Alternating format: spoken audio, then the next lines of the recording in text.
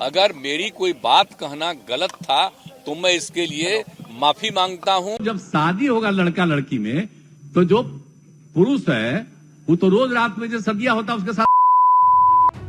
सिर्फ 12 घंटे के अंदर ही बिहार के मुख्यमंत्री नीतीश कुमार को नफे नुकसान का अंदाजा हो गया और वो मीडिया के सामने पहुंचे और बिना ज्यादा लाग लपेट के सीधे बयान पर माफी मांगी। अगर इसको हमने यूं ही कुछ बात कहा और उसको ले करके इतनी निंदा हो रही है तो मैं भाई देखिए, अगर मेरी कोई बात कहना गलत था तो मैं इसके लिए माफी मांगता हूं। माफी मांगने का सिलसिला एक बार में खत्म नहीं हुआ। विधानसभा के बाहर सीएम साहब कुल 3 बार माफी मांगते दिखे। गिनती आप भी देखिए। जो लड़का लड़की रात में सोने की बात है तो मैं माफी मांगता हूं उसके लिए। अगर मेरी कोई बात कहना गलत था तो मैं इसके लिए माफी मांगता हूं। इसको हम वापस करते हैं और अगर मेरे किसी बात से कोई इसकी निंदा कर रहा है तो भाई हम वापस करके और निंदा हम अपने कर लेते हैं, माफी मांगते हैं। ये तो वानगी थी। विधानसभा के अंदर का सीन अभी बाकी था। नीतीश विधानसभा पहुंचे तो बीजेपी हो हल्ला कर रही थी। माफी खारिज कर दिया गया था। सदन में जमकर नारेबाजी हो रही थी। नीतीश करते तो क्या करते, यहाँ भी महिला शिक्षा की दुहाई दी और फिर माफी मांगने लगी। सुनिए। अगर मेरी किसी बात को लेकर के तकलीफ हुई है तो मैं अपनी बात को वापस करता हूं और मैं अपनी निंदा करता हूं।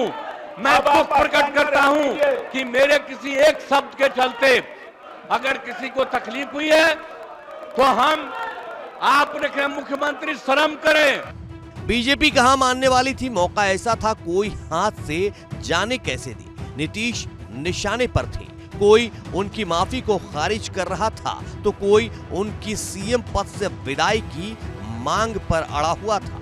हमारी मां बहनों को इस तरह से सदन के अंदर शर्मसार करना जो पूरा देश देखा है। माननीय मुख्यमंत्री जी कहीं न कहीं मेमोरी लॉस हो चुके हैं और माननीय मुख्यमंत्री जी जिस तरह का वक्तव्य दे रहे हैं उस पद के योग्य नहीं है। दरअसल बिहार में विधानसभा का शीतकालीन सत्र चल रहा है, जिसका माहौल उस वक्त गर्मा गया जब जनसंख्या नियंत्रण को लेकर सदन में विवादित बयानबाजी की गई। वो बयानबाजी किसी और ने नहीं बल्कि वहां के मुखिया नीतीश कुमार ने की है। सदन में खड़े होकर अपने पेट पर हाथ सहलाते हुए नीतीश कुमार जनसंख्या नियंत्रण पर बोल रहे थे। मंद मंद मुस्कुराते हुए बेटियों की पढ़ाई का जिक्र कर अचानक ऐसा ज्ञान देने लगे जिसकी शायद ही किसी को उम्मीद हो। महिला विधायक का शर्म से सिर झुकाने को मजबूर थी। बगल में बैठे भतीजे तेजस्वी यादव शर्म से गड़े जा रहे थे। पीछे बैठे माननीयों में हंसी के बीच कानाफूसी शुरू हो गई थी, लेकिन नीतीश पूरे रौब में अपनी बात कहते रहे। ये बयान नीतीश के स्वभाव से बिल्कुल विपरीत था।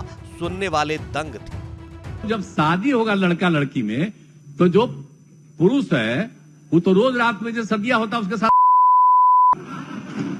तो उसी में और पैदा हो जाता है। और लड़की पढ़ लेती है तो हमको मालूम था कि वो ठीक है, लेकिन अंतिम में उसको।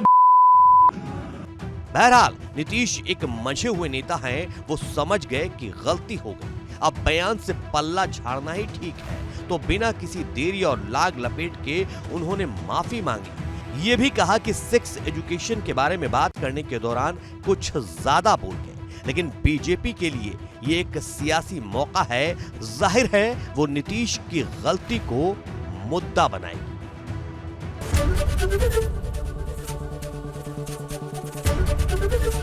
एबीपी गंगा, खबर आपकी, जुबान आपकी।